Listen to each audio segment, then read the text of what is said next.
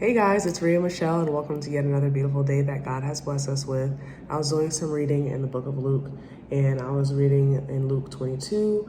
I'm just going to kind of like summarize. We're basically getting to the point where Jesus's ministry, he's done so many things, and we're getting to the point where they're plotting to kill him, and he's going to be killed and resurrected. But prior to that, it was the Feast of Unleavened Bread for the Passover, and there is in chapter 22 verse 3 where Judas agrees to betray Jesus. So a lot of us recognize that story as like Judas was the one who betrayed Jesus for money, and he was just that disciple that was the betrayer. But I was reading through this, and I'm kind of like seeing things through fresh eyes. In verse 3 it says, "Then Satan entered Judas, surnamed Iscariot, who was numbered among the 12.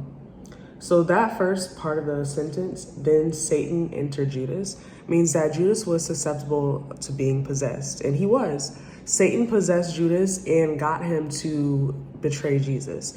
So when I think of this now, I'm thinking about it like, okay, well, if the disciples were really as close as they were and they were following Jesus' example, then they should have been praying for one another, and there should have been spiritual warfare all through that, and they should have had the full armor of God during that time. And now I'm thinking the fact that this happened, they had Judas's blood on their hands, because this is not something that should have happened to him. He should not have been able to be possessed. Now we know that this was God's will. Like, all of these things had to pass, or had to come to pass whenever we get to Jesus being killed and resurrected, because obviously if that didn't happen, then he would not have been the perfect sacrifice for our sins.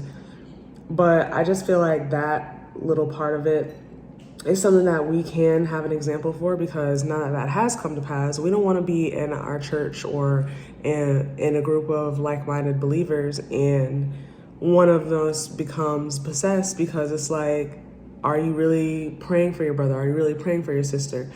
You guys need to be vigilant, because your adversary, the devil, is out to devour us. And it's not just you yourself that you got to worry about, it's the people that are around you. So if you guys are really praying for one another, make sure that that is something that you're praying for as well, because even your spiritual leaders are susceptible to this. And we just have to make sure that, we know there are strength in numbers. We are praying for them. We are going in spiritual warfare for them. We are petitioning against Satan in heaven for the souls and for the people that he's trying to attack. So that's just a reminder for you guys. Stay strong, continue in this fight, and endure to the end.